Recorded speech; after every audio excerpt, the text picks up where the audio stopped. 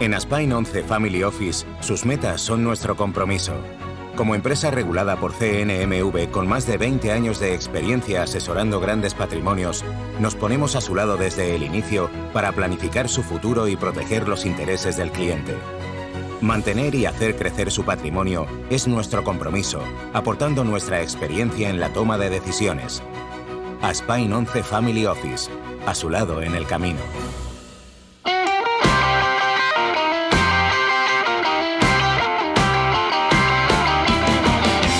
Programa patrocinado por Bodegas Marqués de Cáceres, de la cepa a la copa.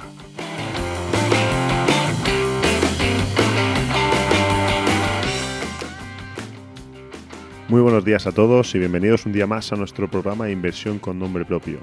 Hoy tendremos el placer de contar con la participación de Raúl Molina, especialista de producto de Nordea, pero antes vamos con las redes sociales.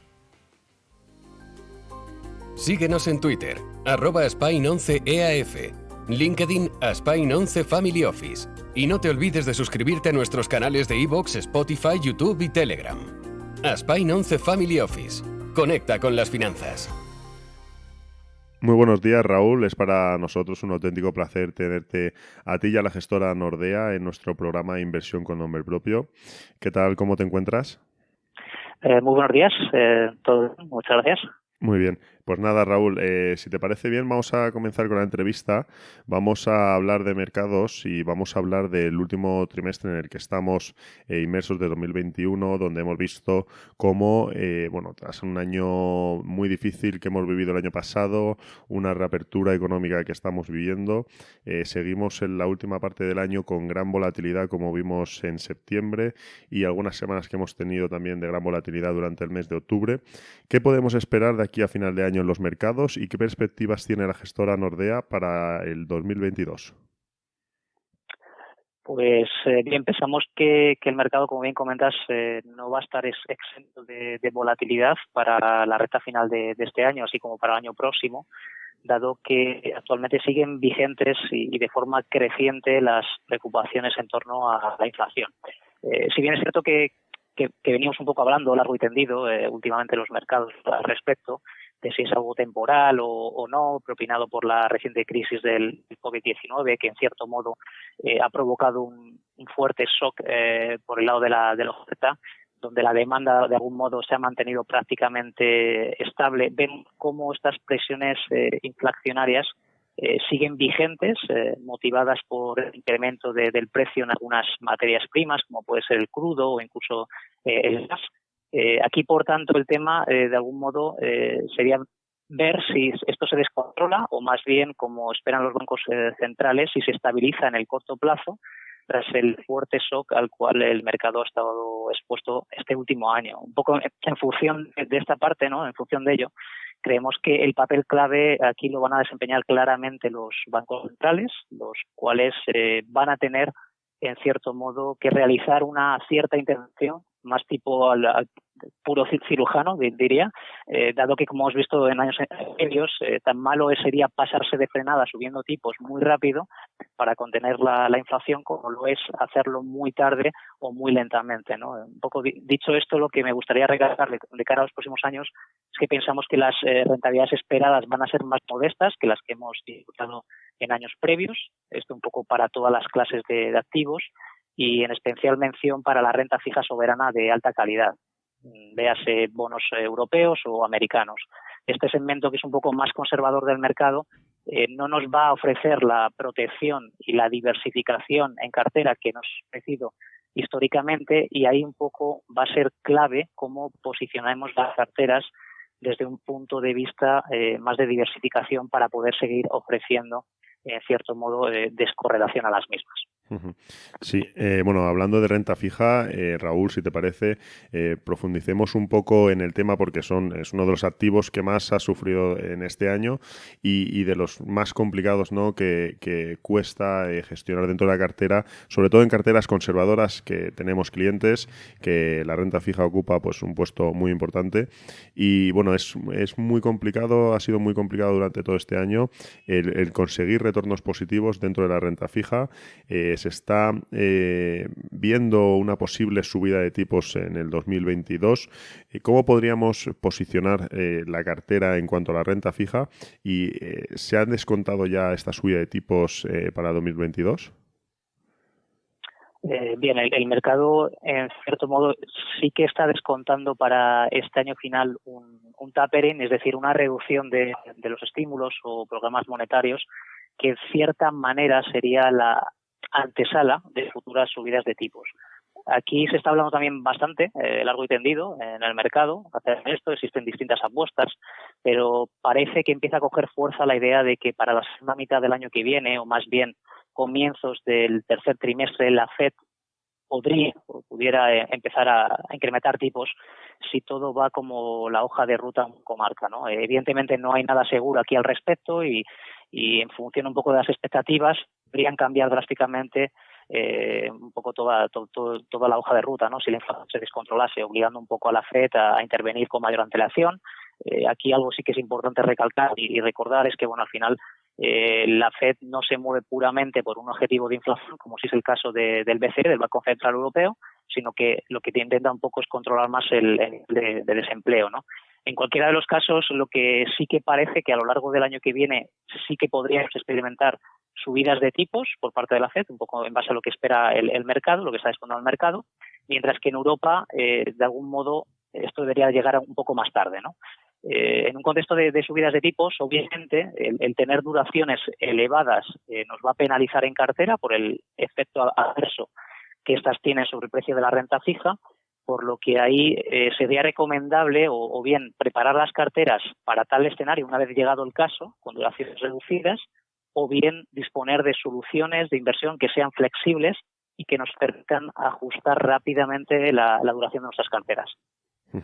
Y bueno, también en este sentido, en este año de gran volatilidad y de alternativas limitadas en la parte de renta fija, como bien estabas comentando, bueno, hemos encontrado ese valor que nos ha aportado la gestión alternativa, ¿no? En concreto, por ejemplo, en Nordea hablamos de la gama alfa.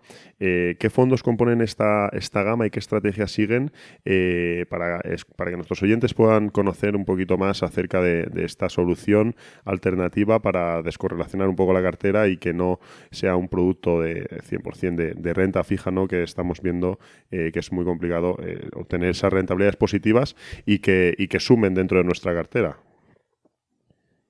Pues este tipo de soluciones alfa de Nordea disponen de un largo track record, en concreto más de 12 años actualmente, y bueno, se encuentran englobadas dentro de los fondos alternativos líquidos, donde disponemos en concreto de 3 soluciones, el Alfa 7, Alfa 10 y Alfa 15.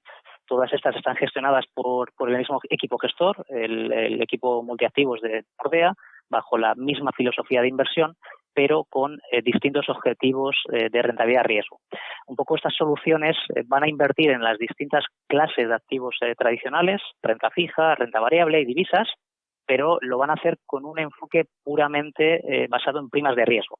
Es decir, por poner un ejemplo, lo que vamos a hacer es aislar las principales fuentes de rentabilidad y riesgo a las cuales estamos expuestos como inversores o invertimos a través de una clase de activos tradicional, y vamos a seleccionar aquellas más atractivas para la cartera desde un punto de vista de riesgos, de diversificación, así como de rentabilidad esperada a futuro.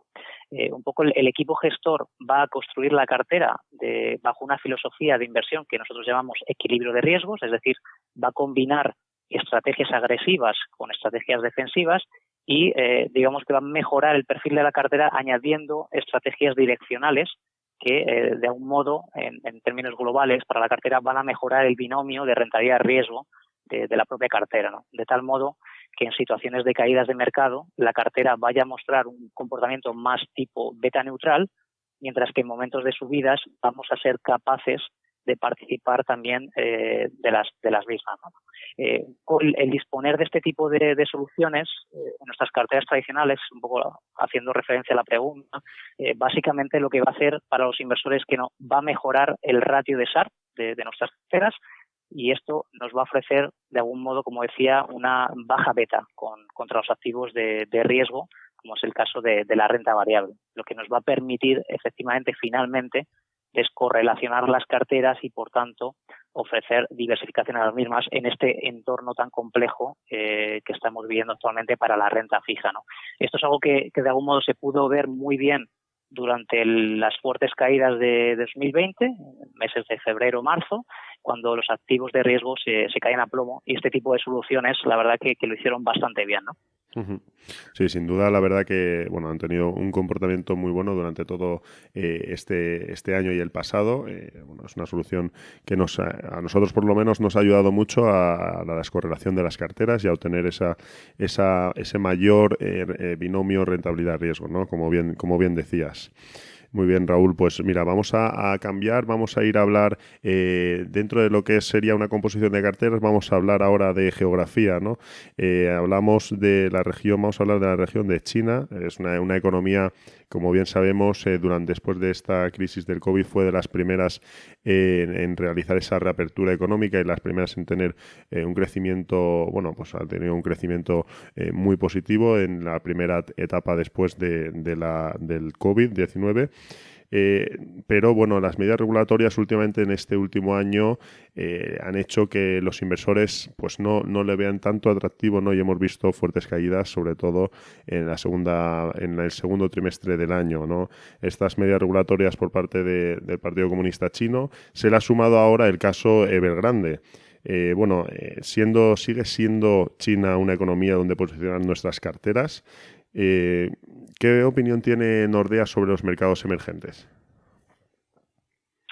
Pues bien, a pesar de lo que bien comentas, ¿no? Al final de la gran volatilidad y el ruido de mercado, ¿no? al cual está sometido la renta variable china este año en general, especial en concreto algunos sectores como el tecnológico, y puesto que siempre al final pues va a haber una gran incertidumbre en todo lo que se refiere a los datos económicos chinos y el latente riesgo político que tiene este tipo de inversiones.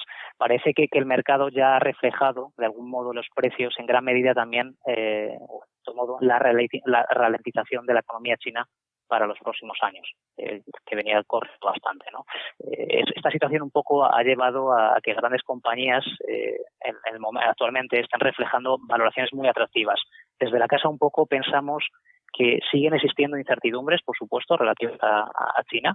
Sin embargo, por lo que esta representa dentro de los países emergentes, es una región a la cual hay que seguir teniendo exposición a futuro cuando hablamos de emergentes.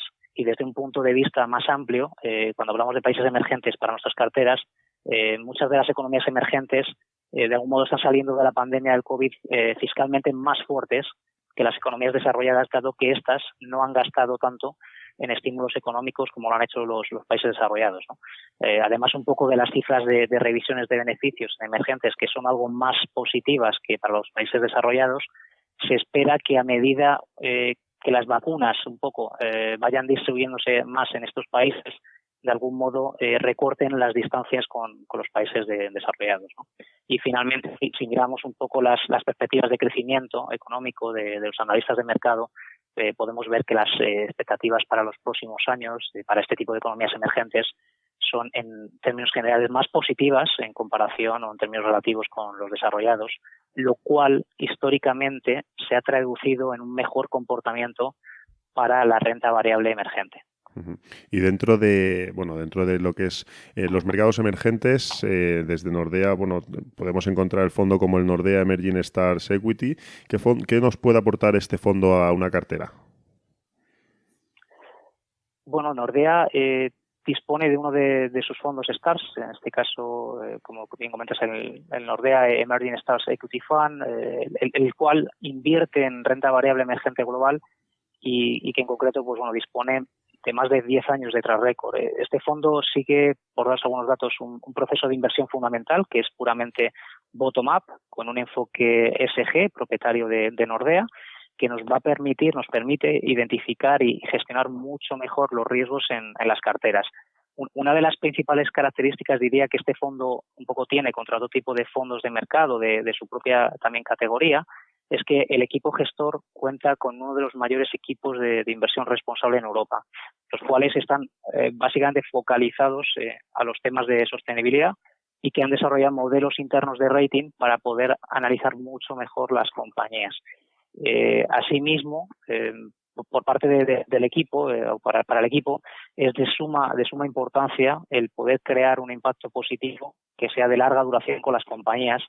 Y aquí en este punto, desde la casa creemos que es más fácil o una manera más sencilla hacerlo cuando se está cerca de las compañías y te sientas con las compañías a discutir todos estos temas. Y bueno, para terminar, digamos, la parte de geografía que podríamos tener en una cartera, no quiero terminar sin, bueno, aprovechar la experiencia y el prestigio que tiene Nordea en los países nórdicos. ¿Qué oportunidades y características destacarías de estas economías? Bien, los países nórdicos, bueno, como bien sabéis, al final se encuentran en lo alto, ¿no?, de la lista en cuanto a competitividad económica, bienestar social, innovación tecnológica y también temas de felicidad, ¿no? Por ello no nos sorprende que los nórdicos de algún modo se hayan convertido en un modelo de referencia, ¿no?, para muchas economías. Si tomásemos como ejemplo su comportamiento, que el comportamiento que tuvieron este tipo de economías durante la última crisis financiera, lo que observamos es que la región nórdica demostró no solo ser un activo refugio dentro de la eurozona, sino que también a nivel mundial. La región, un poco formada por Noruega, Suecia, Dinamarca y Finlandia, ha evitado tanto las problemáticas de los países europeos periféricos como las dificultades en cuanto a la escasez del crédito. A pesar de que, por supuesto, este tipo de países no estuvieron exentos de la ralentización global que todos sufrimos en 2008, estas economías se recuperaron mucho mejor, lo hicieron mucho más rápido que el resto de Europa, debido, en términos generales, a unos fundamentales financieros más sólidos, menores ratios de deuda, y un panorama político en términos generales más estable, lo cual, combinado todo ello con el soporte tecnológico, tuvo un impacto muy positivo para este tipo de economías de la región, ¿no? Además, algo que habría que destacar es que este tipo de países, al final, se encuentran dentro de los países del mundo que más invierten en estudios económicos, ¿no?, académicos, lo cual las posiciona a futuro muy favorablemente, ¿no?, respecto a otro tipo de regiones. Y relativo un poco a las características o qué oportunidades un poco podían presentar este tipo de economías desde un punto más de vista de carteras, diría que es bien cierto que el año pasado si tomamos básicamente los datos históricos, que no van a ser reflejo del futuro, por supuesto, haciéndose ese breve detalle, pues si mirásemos los datos históricos de estas economías y las comparásemos con los de las economías europeas, lo que sí que vemos es que a largo plazo estas economías han ofrecido una mayor rentabilidad a las carteras a los inversores que la propia renta variable europea. También es cierto, y hay que recalcar aquí, que desde un punto de vista de riesgos, este tipo de inversiones resultan algo más volátiles que la propia pura renta variable europea, dado que al final estos países tienen mayor exposición a sectores cíclicos tipo industrial o consumo discrecional. En resumen, básicamente, podemos decir que tener exposición a las economías nórdicas nos va a aportar, evidentemente, diversificación a las carteras y también valor a las mismas, ¿no?, de cara a los inversores. Muy bien, Raúl. Y bueno, por último, vamos a hablar de inversión sostenible, ¿no? Este tipo de inversión que tantos adeptos están cogiendo este año por parte, sobre todo también de muchos inversores particulares. Cada vez son más los que se suman a escoger productos por su sostenibilidad y por sus, también todo lo que estamos viendo, las nuevas normativas en cuanto a divulgación de productos financieros que sigan inversión sostenible, ¿no? Estamos viendo, pues que hay mucho revuelo, ¿no?, alrededor de la inversión sostenible. ¿Cómo se está posicionando la entidad Nordea, en este caso, ante esta inversión sostenible? ¿Y qué factor diferenciador destacarías, por ejemplo, del fondo de Nordea, el Global Social Empowerment Fund? Efectivamente, pues como bien has comentado, el mundo de las inversiones viene sufriendo grandes cambios y la inversión sostenible es algo que ha ido cogiendo gran protagonismo en estos últimos años. También es así que se espera que para 2025 este tipo de soluciones representen en torno a 1/3 del total de activos globales bajo gestión. Sin embargo, desde la casa, desde Nordea, como entidad nórdica, origen nórdico, como bien sabéis, este tipo de aspectos se encuentran bastante arraigados en nuestro ADN y los venimos considerando desde hace ya bastante tiempo en nuestras carteras y también en la filosofía de inversión de las mismas. Por daros algunas cifras y un poco recordar, Nordea lanzó su primer fondo de exclusión sectorial SG en el año 1988, 2007, un poco más tarde, fuimos una de las primeras gestoras que firmaron los principios de las Naciones Unidas en cuanto a inversión responsable, y un poco más adelante, en 2008, al año siguiente, lanzamos una de nuestras soluciones 100% basada en el cambio climático global, la cual de hecho ha tenido una enorme acogida en los últimos años a través de los inversores, ¿no? A pesar de un poco todo esto, Nordea no se ha detenido ahí, ha seguido un poco con su propósito de seguir aportando a la sociedad y creando un impacto positivo a la misma, y a lo largo de los últimos años hemos ido lanzando nuevas soluciones al mercado que cubren el amplio universo de tanto de renta variable como de renta fija respecto al tema ESG, un poco donde nuestras soluciones conocidas como STARS, pero más recientemente lo hemos hecho sobre temas más de tipo puramente social, ¿no? Y aquí es donde entraría un poco a jugar el papel del Nordea One Global Social Empowerment Fund que bien comentabas, ¿no? Vemos que al final los temas sociales, y sin lugar a duda, pues han ido cogiendo especial relevancia en estos últimos años. Y si bien es cierto que el mercado de algún modo ha estado más posicionado originalmente, digamos, en la E de ESG, ¿no? Ahora se están moviendo más hacia la S de aspecto social, derechos humanos, normas laborales, salud, seguridad, diversidad. Y desde Nordea en concreto creemos que aquí hay una oportunidad de inversión emocionante detrás de esta mega tendencia, y es un momento de actuar, y por ello que a finales de 2020, el año pasado, pues lanzamos esta solución en Nordea One Global Social Empowerment Fund, el cual básicamente se va a focalizar en 3 áreas específicas. Una va a ser necesidades vitales, otra lo que llamamos empoderamiento social y otra inclusión.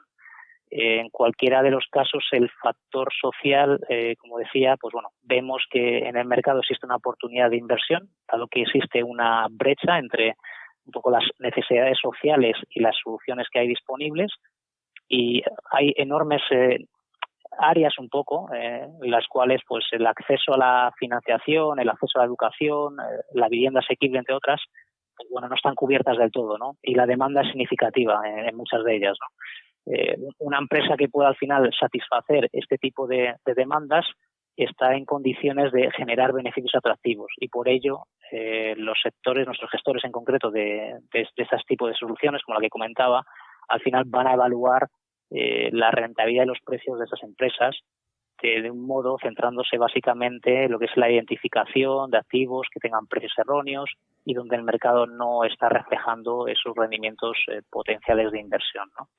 Y por último, y por acabar, básicamente lo que nos mostró un poco el brote de este COVID-19 ha sido que ha puesto más, si cabe, entredicho, ¿no? Y ha hecho más visible la necesidad efectiva de actuar en cuanto a los temas sociales, ¿no? Y de aquí, un poco desde la casa, pensamos que ahora el mercado se está moviendo más hacia este tipo de tendencia, como decíamos, ¿no? Uh-huh. Muy bien, Raúl, pues hasta aquí llegaríamos al final de la entrevista. Ha sido para nosotros un auténtico placer tenerte aquí en nuestro programa y el poder contar con la visión de una casa como Nordea en cuanto a inversiones. Estáis invitadísimos, por supuesto, para cualquier otra vez que volvamos a hacer este programa, y pues muchas gracias por haber participado con nosotros. Muchas gracias a vosotros por la invitación y por el tiempo, y encantados de haber sido de utilidad para vosotros, para los oyentes. Bodegas Marqués de Cáceres, presente en más de 120 países, trabaja día a día por la elaboración de un vino de calidad. El carácter familiar de más de 5 generaciones ha forjado la personalidad de cada una de las producciones de la bodega. Elaborado en el corazón de la Rioja Alta, Marqués de Cáceres ofrece un vino para disfrutar y compartir. Bodegas Marqués de Cáceres, de la cepa a la copa.